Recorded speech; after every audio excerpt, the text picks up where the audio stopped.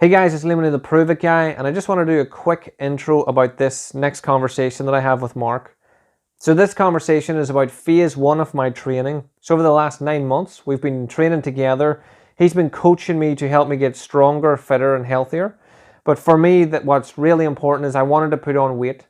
And this is where our focus lay at the start.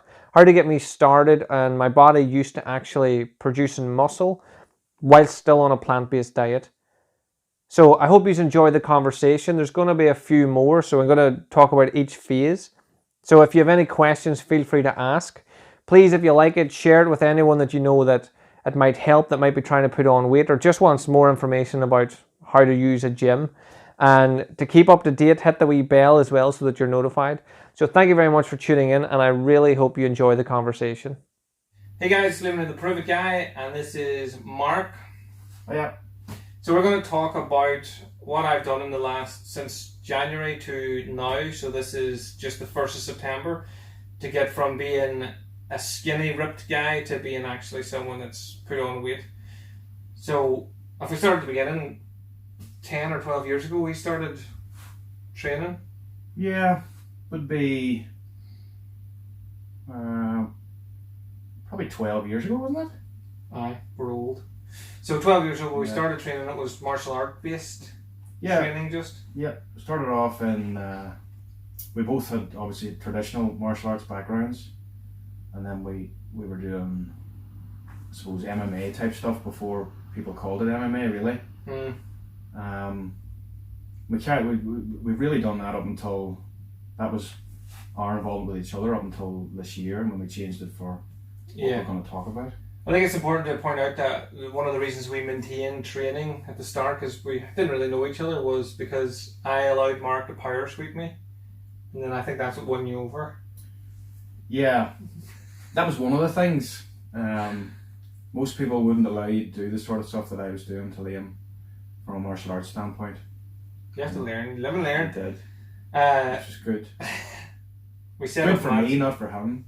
We set up mats. Perfectly I set up safe mats.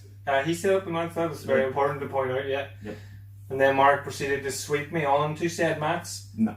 Which did not happen. I ended up missing all mats, landing under a shelf, wasn't it? It was concrete, wasn't it? It was concrete.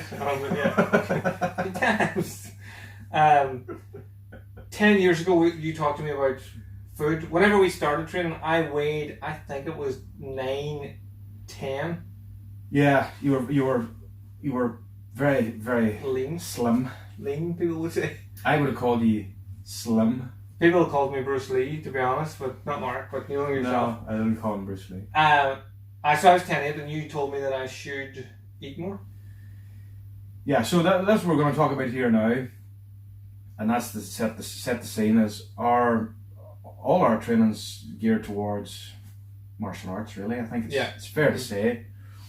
But the way I treat all of these things is really they're like an athletic endeavour. So I just look at as being an athlete. It doesn't matter if you don't compete or whatever. Most of our martial arts stuff, I have competed, Liam's competed, but most of our martial arts stuff is geared towards, self-defense or whatever you want to call it. I think it was, whenever we both did martial art, we trained with a lot of people that looked really nice. Like all the guys I trained with looked lovely doing the art, and they were really good at what they did, but not many of them focused on why are we doing this? What was the... Yeah. So that's another way we came together, was that we both mutually wanted to be able to use it, get rid of what we didn't need to use, and so on. Oh yeah, that sort of stuff. And for me, I've been involved in from an employment or from a work standpoint, I've been involved in confrontational work since I left school to go into work. So my stuff has to work in essence. Aye. It has to. Yeah. But that is why I have a slightly different approach, and this is what we're going to talk about in this. What Liam's doing now, what I'm helping Liam with now, is strength and conditioning is a massive part of that. Yeah. The martial arts equation. Aye. Again, we've trained a lot of guys who do all this carry on, but they're weak. They're physically weak people. Yeah. They're strong in their art position, but whenever you... Pure strength. A big strong guy out in the street would just grab them and throw them around. Yeah. So that's an easy thing to negate straight away is, well, tell you what, I'm going to get stronger and in better conditioning. So I have a lot of my training would have been done towards that. I would have done a lot of strength work, a lot of weight training, a lot of conditioning work for different things. And that's where we've come to now with you. Yeah. Is you decided this year that you wanted to go down that route of looking towards the strength and conditioning component. Yeah. Which is what I've been helping you with on that. I came to that because we were just training one day, and again, you were pinning me down with. Sounds bad. In wrestling, it was all legit, and it wasn't just in the street or in his bedroom. You just kept poking me in the head whenever I think I might have called you fat. Said it was because you're too fat. That's why I can't get out. And you were like, that's basically what happened. And you were like, no, it's not. It's pressure. And then whenever the training ended, I decided that at that stage, what was I then? Like 9. When we started this process, you were 9 stone 13 pounds, so just under 10 stone. 14 pounds in a stone, so you were just under 10 stone. Yeah. As an adult male, at 5 foot, what height are you? 5 foot? 5'9". 5'9". So that's underweight. Yeah, even though if you look at everything, I was optimal weight, I was healthy, but from the perspective of a doctor looking at BMI or whatever, yeah, that's not what I'm here to talk about. Yeah. And again, for people out there, I looked in decent enough shape. Like I had muscle. The way I think of it was I looked like the poster you'd see in a doctor's office. I was just the muscle that's actually there. It wasn't that I had built the muscle. It was just I was so slim that the skin just showed it. No, you were physically in good shape. Again, that's not what this is really about. Like I said, that's what I'm emphasizing with you. Everybody's different individually. Yeah. With you were in good shape, but there was glaring sort of holes in your game from what I'm talking about here, which is the martial arts related stuff. If you're 9 stone 13, it doesn't matter if you're Bruce Lee. If a guy at 18 stone who can punch comes up to you, you're half his fucking size. There's going to be a massive difference. You need to address that to a certain extent, and that's a very simplistic way of looking at it. But there is basic body weights, and I talk about this, and that's what I did with you straight away. It's very, it's a whole process that I go through with people, but in essence, there is a weight that you need to be, and I know what it is. There is a you're going to have muscular measurements of a certain size, and I know exactly what they are now. Yeah, there's no guesswork behind this. It will happen. It's quite funny because whenever he started and he told me what weight he wanted me, my goal, and it's like I've been to other personal trainers years ago. Over the years, I just ended up giving up. The first one I went to, I asked him to put 3 pound on, so I didn't actually want him to do anything major. I wanted 3 pound. They offered me illegitimate way of putting 3 pound on. Then the next one I went to actually helped me drop 5 pound by changing my diet, which was not the plan either. So I just gave up doing it and just thought, I'm someone that's always going to be slim. There's nothing I can do about that. I always thought I ate a lot. And I used to say to you all the time, I ate loads all the time. But I didn't.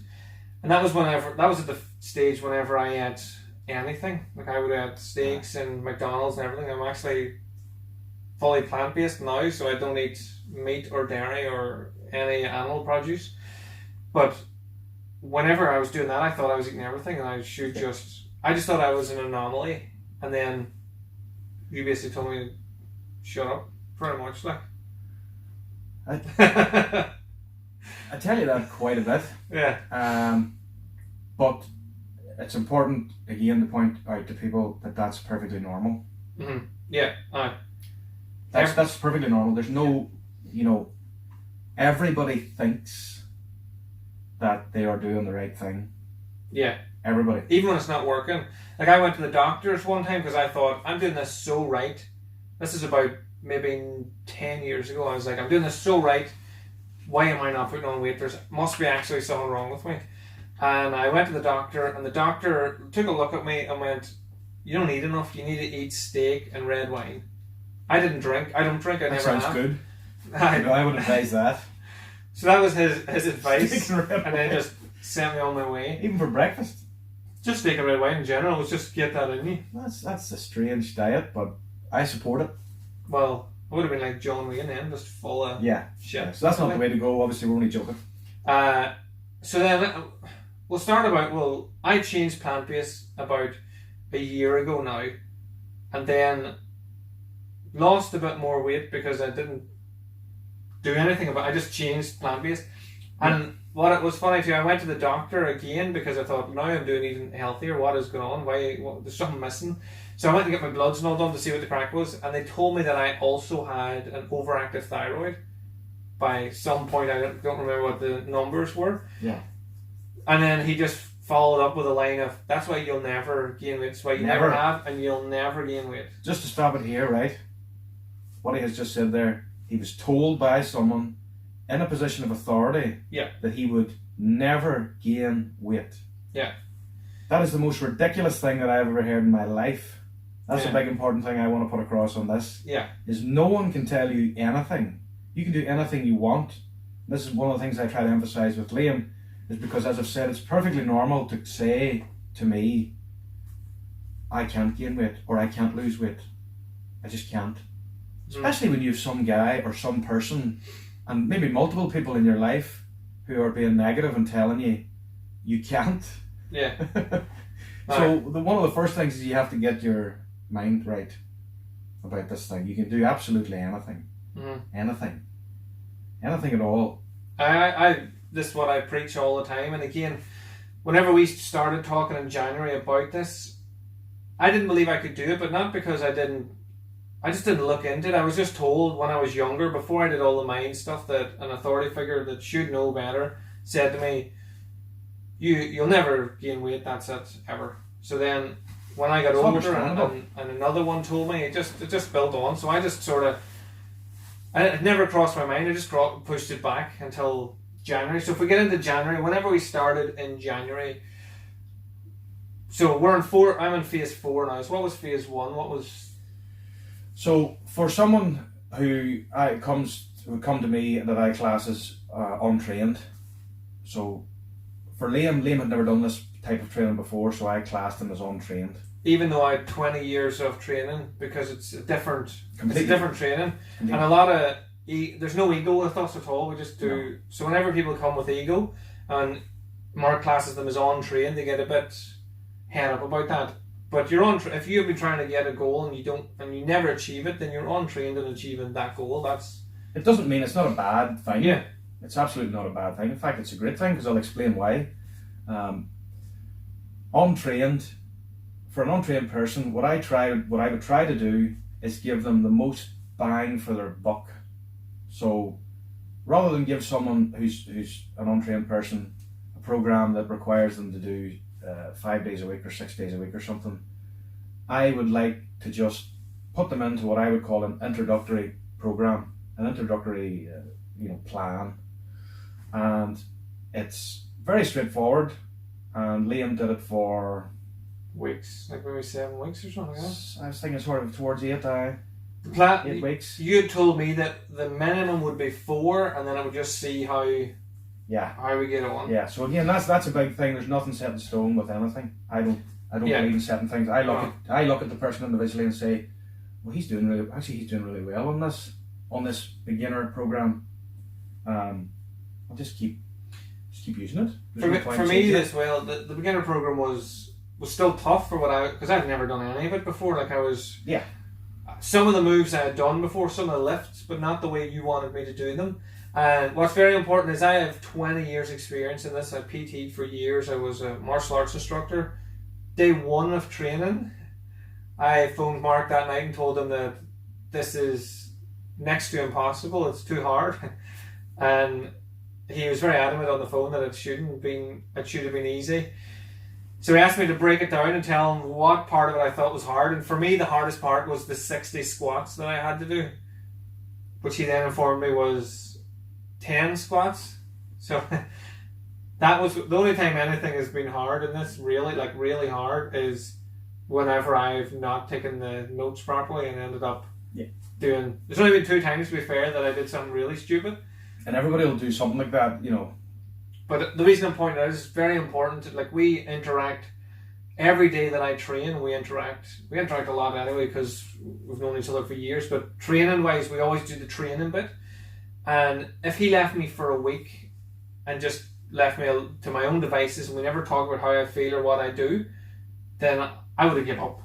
Because it was too, what I was doing, it was too hard. Yep. So we would have stopped. So again, that's important that whenever you're with a coach or whatever, even if he's been one of your closest friends for years, you still need to have that relationship where we go, right, now we're going to stop chatting shit, we're going to focus on this, and then we can go back. Again, that's where having no ego is very helpful. Absolutely. And the coach, anybody that you're going to work with, has to show that interest. Because if they just give you a plan, you never hear from them for 6 weeks, and you make a mistake, a minor mistake like Liam made, it ruins the whole thing. And if the person isn't saying to you, how did the training feel? How did you get on with this? I know what to ask. Yeah. Everybody will say squats. Everybody will say, those squats are hard. That's why generally if I will say, how do you get on with the squats? Yeah. How do you get on with the leg component? Because legs are going to be the harder thing. Physically, even mentally, they're harder. Mentally, when you're going in, like I was talking about this the other week, I stretch and warm up considerably longer on leg day.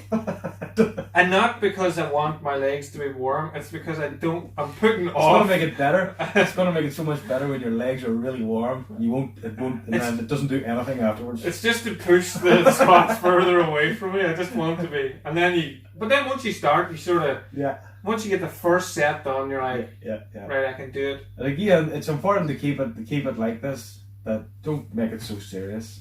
Yeah. Don't be like, oh my god, I have to do legs, or I have to do this, or I have to do cardio. Try and smile and laugh about it, because it does make it easier. Yeah, we do. A lot of our texting is joking about, like I might send them a picture of me lying on the ground going, my squats were very good, or whatever. So when people make it serious, like, again, yes, it was a big goal, and for maybe the guts of 19 years, I was told I would never achieve it. So it was something massive. But if we had taken it as seriously as, again, I would have quit. I wouldn't have done it. Like, I just wouldn't have had the mental capacity to just do it. No one would. No one. It's not just you. Everybody's the same. Nobody wants to go and spend their free time hating life. Yeah. This is terrible. Oh, I'm sore all the time. That's not what a program is, and that's what you see. People, I have to say, most people are, because it's easy to just give an absolute ball buster of a session. Let's tire this person out as much as we possibly can. Yeah. Where's the progress? Explain to me where the progress is. I can show you exactly what Liam's progress is in 9 months, in multiple different avenues, because everything's measurable. It has to be measurable. So that's what I was saying at the start. That was funny. Like, Mark would say, you'll put this size on your waist, this in your chest, this in your arms, or whatever, and you're like, right. Like, initially, your goal was to get me, you had an end goal of 13 stone. And straight away, I know exactly what what's going to be like. I had an end goal of 10.8, because once I was 10.8. One time. This one time I was 10.8. It lasted about 3 days. I ate, and it was... Like, terrible. I had terrible food. It was a terrible 10.8. And then I got to 10.8 and I was like, yes. That's it. And then I just went back to normal, and it just drifted straight away. Even my training was basically consistent overtraining. Yes. In stupid shit. Absolutely. For years. For years and years. So I've done the wrong thing in that aspect. Solidly. For, like, consistent is the key. Consistency was there. Yeah, just directed the wrong way. So whenever we started with Mark, so we're sticking to January. So whenever we started, I wanted to get to 10.8, which I thought was going to be a scene. Mark wanted to get me to 13 in the end goal. The first goal was to bypass. You wanted to bypass 11 first, and then one day I thought 11 would be cool. Like, if I could get 11, and then I thought about that would be like a 2-3 year plan. I would be 11 stone, and this would be amazing. Yeah. And then calorie wise, again, I thought to do that I was going to need 1 million calories. 1 million. 1 million. At least 1 million At calories. least At least 1 million calories. And then as a plant-based person, like, you ever have a bowl of salad and weigh it? Like, there's not a pile in it, sir. There's not a lot of weight. There's not a pile in it. And there's a lot of eating. Like, I remember eating for maybe an hour and a half. Like, I was just chewing for days. So what way did you work the calories for me? What was your calorific plan? Yeah, so it's all one system, I suppose, if you want to call it a system in my head. But to start off was an introductory weight training program, full body program, 3 times a week. Yeah, aye. So even that, it was only 3 times. It wasn't what I was doing, which was something every day. Nope. It was 3 times a week. For me as well, I found that a bit difficult at the start because I was like, what do I do? Everybody does what I'm saying. They want a ball buster. This guy's supposed to be a coach and I'm coming out of the gym, I feel grand. You should do unless we're doing something very specific. But full body program 3 times a week, and when I start someone off on this as untrained, they're doing 1 set of each exercise, full body.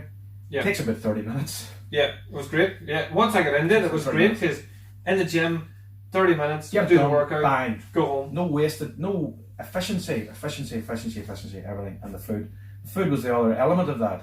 But again, for your goals, you do not need to eat 1 million calories to get jacked, big, whatever.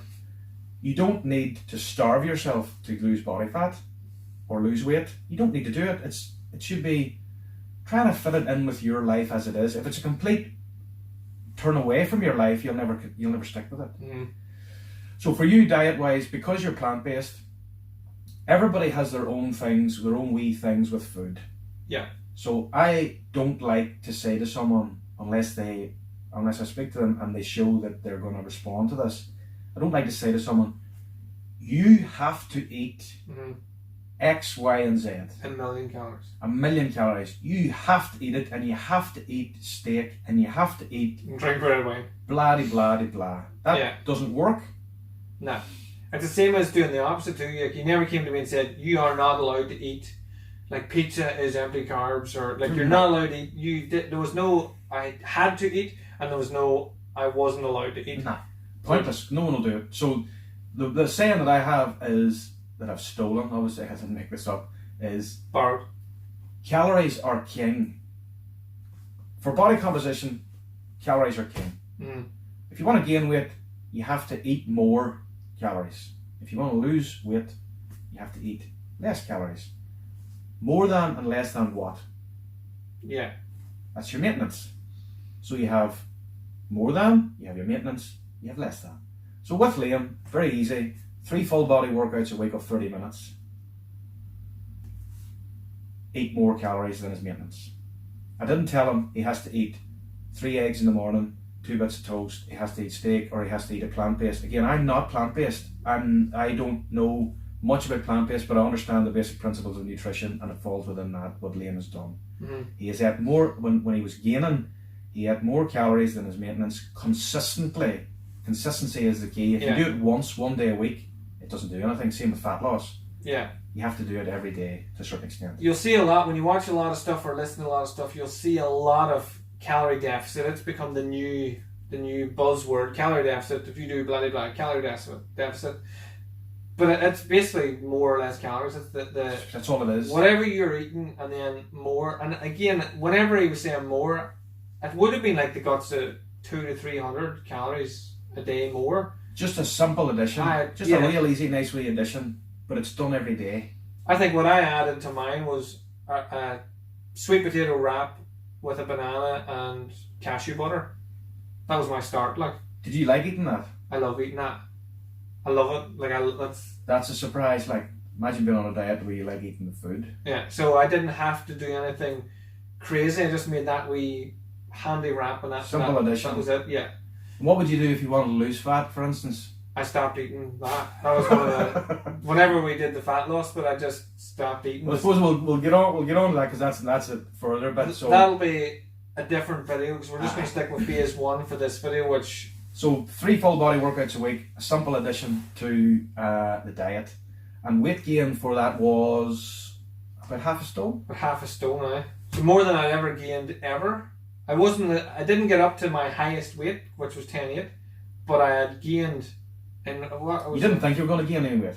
I didn't think I was going to gain anything really from that. But not I only knew that, the strength gains, which is obvious when you think about it, but whenever you're thinking I'm only doing 3 a week and I'm not doing 100 pull-ups a day, or I'm not doing, like, at days I would have done 1,000 push-ups stuff, and you're like, I'm not doing any of this stuff, I'm gonna get weak. Yeah. And then we wrestled a few different days with different people, and I was saying to you after, I can actually manhandle people. Like, I've never manhandled anyone before this, really, of my age or above.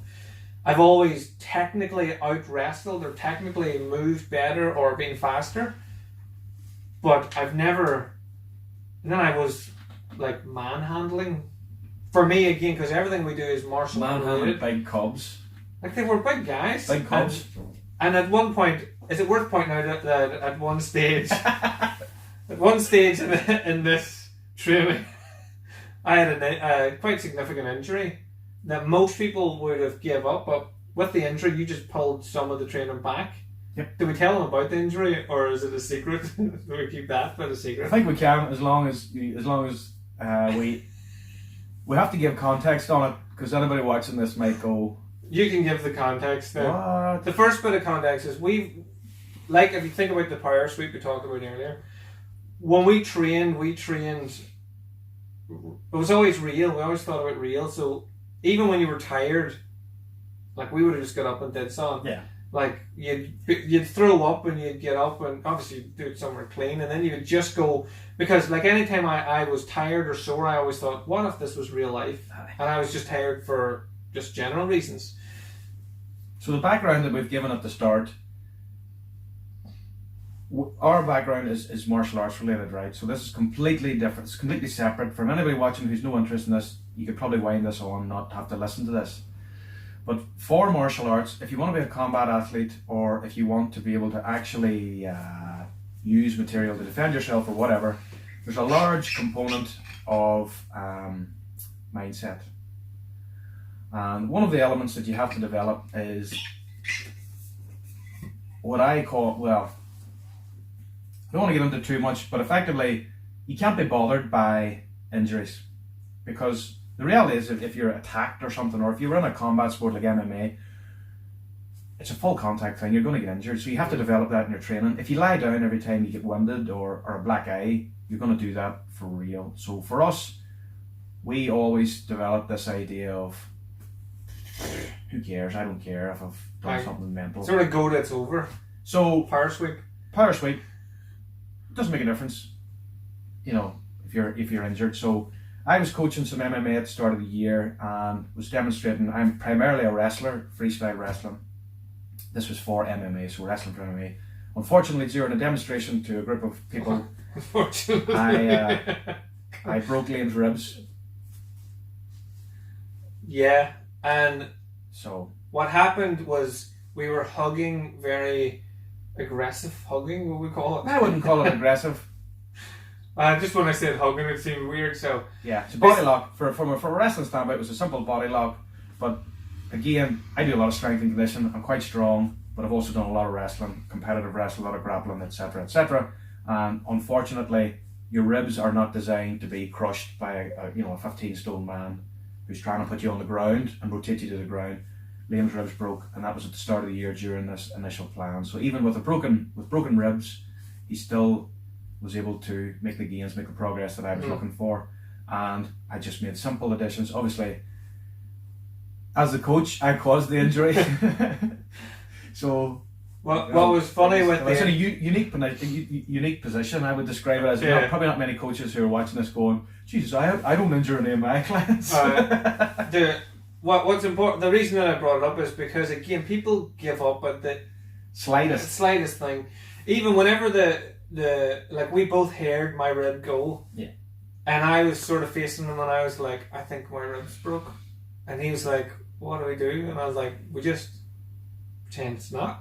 And we finished the class, and the class ended with live wrestling. And I was one of the smallest in the room. Yeah. And some big cubs, hey?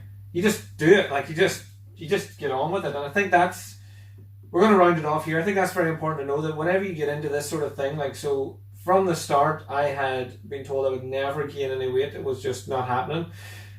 Then I was given a really lovely excuse. Your thyroid's overactive. That means that you're always going to be burning off weight. I was 20 years into this, so like, why would it ever change? And then the changes weren't dramatic. Like, the food I added was stuff I liked and enjoyed eating. The training was not, like, for me, it was less training than I had been doing, and it was weird. It was new stuff, but it was weird because I was in the gym. I used to do the gym an hour and a half an hour, I went home. Even in times where I had 2-minute rest between sets, I'd be like, what? It's more focused work, like. What do I do now? More focused. So we're going to do a couple more about the different phases. So that was the phase 1. So a lot of people would question me in the last 9 months. So I got up to 11.7. Yeah, 11 and a half from 9.13. Yeah, in 7 months. Person was told he couldn't gain any weight. Yeah, with a legitimate excuse according to everyone. Thyroid was flat out, right? But he still gained over 1.5 stone.